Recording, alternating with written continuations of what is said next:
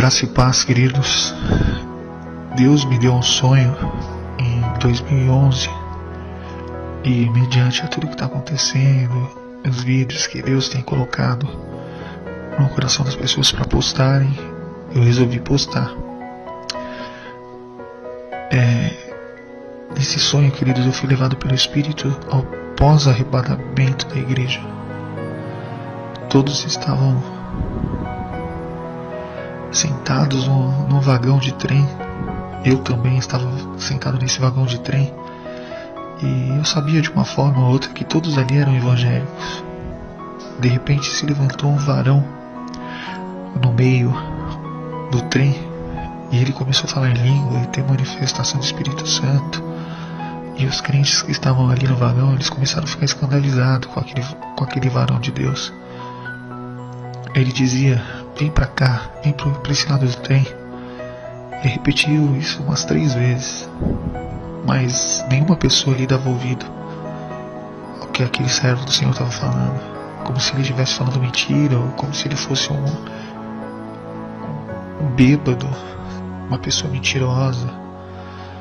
E eu entendia que pelo Espírito que ele era um profeta, e que o que ele estava falando ali era uma verdade, que Deus queria salvar todos ali.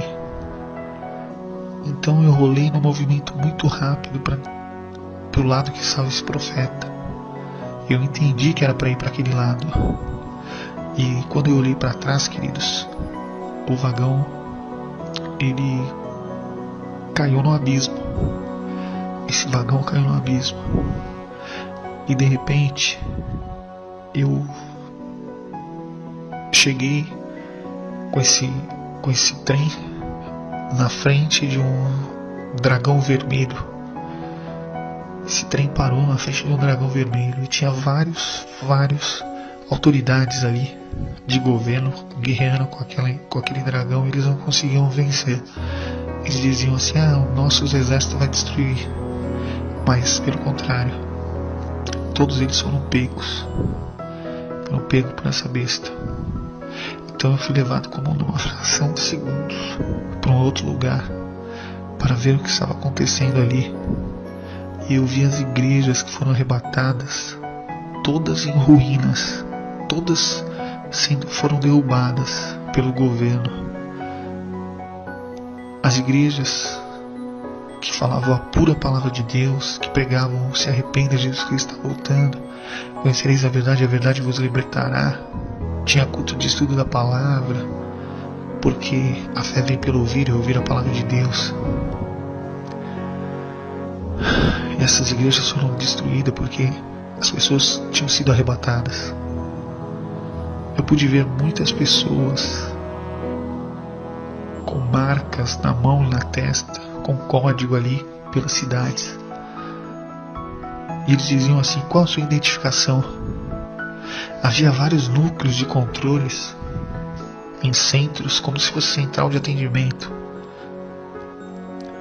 Várias pessoas em muitos lugares com essas centrais de atendimento, onde era para rastrear as pessoas. Essas pessoas elas eram todas rastreadas. As pessoas eram presas a todo instante por não ter a marca de identificação na mão ou na testa. Em uma fração de segundos, Deus me permitiu estar ali. Eu já não era uma pessoa invisível. Eu já estava participando daquele local. Era real. Eu não era mais um espectador. E eu já cheguei fugindo para o interior. Eu lembrei da palavra que diz em Lucas 21:21. Então os que estiverem na Judéia fujam para os montes, e os que estiverem no meio da cidade saiam, e os que no campo não entrem nela. Pois nas capitais haviam carros pretos com símbolos ali nas portas, como se fosse o símbolo da ONU. E esses carros eram específicos para perseguirem e prender os rebeldes, como eles falavam. Estavam passando pela rua atrás das pessoas, e eu estava passando por uma rua também, e eu tinha que esconder a mão, como se disfarçando, para que eles não vissem que eu não tinha marca. Então esse carro veio na minha direção, e o guarda com um uniforme diferente, um uniforme futurístico, diferente do que a gente tem hoje, como se fosse esses filmes do futuro, guardas especiais para aquilo. Eles vieram na minha direção e eu tive que sair correndo. E aí eu comecei a correr, se escondi, consegui despistá-los e vinha vindo o ônibus, eu entrei correndo dentro do ônibus. E lá dentro eu vi uma moça também que não tinha marca. Ela era uma rebelde, como eles diziam o governo. E aí eu sentei perto dela e ela me disse que tinha uma base de pessoas como nós, bem ali perto. E aí nós fomos para um prédio abandonado e lá havia muitas pessoas esperando anoitecer para fugir da cidade, que eles só podiam fugir à noite. E aí eu conversei com aquelas pessoas que estavam ali e percebi que todas tinham conhecido Jesus, só que elas não deram ouvido à palavra. Elas não acreditavam no arrebatamento, não acreditavam que o arrebatamento era verdadeiro. Elas ouviam as palavras nas igrejas, pegavam a palavra, Jesus está voltando, mas elas não davam atenção. Elas iam naquelas igrejas grandes também de prosperidade, de campanha, de cura, de mega eventos, e elas achavam aquilo lindo. Aqueles eventos de louvor, onde se gastava muitos reais em produção artística, muito dinheiro. E eles achavam que para Deus tinha que ser o melhor. Só que eles não entendiam que o melhor para Deus não era o que o dinheiro podia dar, mas sim o que o coração podia fazer, podia dar para Deus. Tinha que ser de coração, não era dinheiro. E essas pessoas, elas tiveram oportunidade para serem arrebatadas, mas elas não foram. Elas não ouviram os profetas do Senhor, que sempre diziam nas pregações: se arrependa, Jesus Cristo está voltando. Procura uma igreja.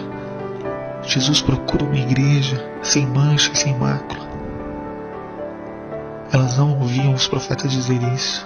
Elas só queriam saber de prosperidade, de shows, de eventos.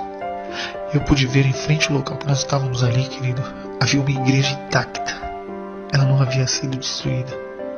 Então eu comecei a ouvir uma voz que vinha lá de dentro dessa igreja, como se fosse uma voz rude, misturada assim, de dragão e de mulher.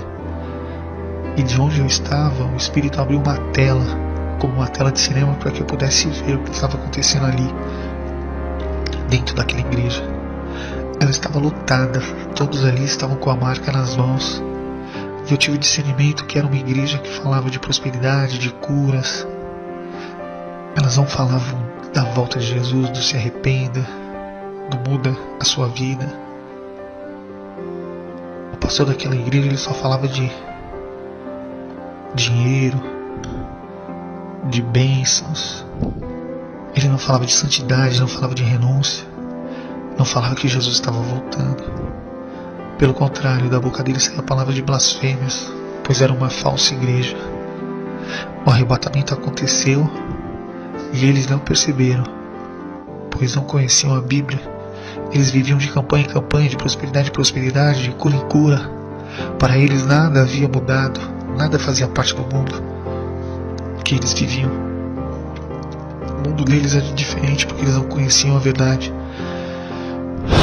E os falsos profetas ali dirigiam aquelas pessoas para o caminho da perdição. Em Mateus 24 diz assim: porque surgirão falsos cristos e falsos profetas, e farão tão grandes sinais e prodígios que, se possível, enganaria até mesmo os escolhidos. Queridos, havia ali uma coisa muito interessante, que parecia até ficção, mas era muito real. Era muito real. Tinha grandes naves espaciais nos céus. E eu tive o entendimento aberto e o Espírito me disse que aquilo fazia parte do plano do inimigo. Elas eram deste planeta, não era de outro planeta. Elas foram criadas aqui para esse tempo, pois o governo tinha que dar uma explicação para o povo, para explicar o desaparecimento de milhões de pessoas em todo o mundo, homens, mulheres, velhos, crianças, para que o povo aceitasse a marca de controle da população, para proteger as pessoas do sequestro ali de naves espaciais. Então tinha que colocar essa marca, e as pessoas colocavam. E eu vi também muita sujeira, perversão sexual, pois não havia mais a palavra pecado, pois essa palavra, segundo eles, era dos cristãos que foram banidos, foram levados por naves espaciais. E era necessária uma nova ordem mundial, um novo mundo. Queridos, eu acordei e o Senhor me disse: escreva isto, pois o tempo está próximo. E é real, o arrebatamento está próximo. Nós temos que estar preparados. A palavra do Senhor diz em Amós 3,7: certamente o Senhor não fará coisa alguma sem ter revelado o seu segredo aos seus servos, os profetas. Queridos, leiam a Bíblia. Olha a sua ligação com o Espírito Santo. Jesus Cristo, através dela, tocará na sua vida. Queridos, busque o Senhor enquanto você pode achá-lo, pois isto que o Senhor disse: ainda há pouco tempo, mas ainda há tempo. Fale ao meu povo, busque o Senhor, e não o que Ele pode te dar, mas sim o que Ele pode fazer por você, da vida eterna. Queridos, agora eu vou falar o que eu senti ali. Eu não quero pagar para ver, e que você também não pague para ver, porque vai ser um tempo de muita perseguição, um tempo muito difícil. Imagina um filme Exterminador do Futuro, assim, que fica aquela máquina perseguindo aquele mocinho do filme.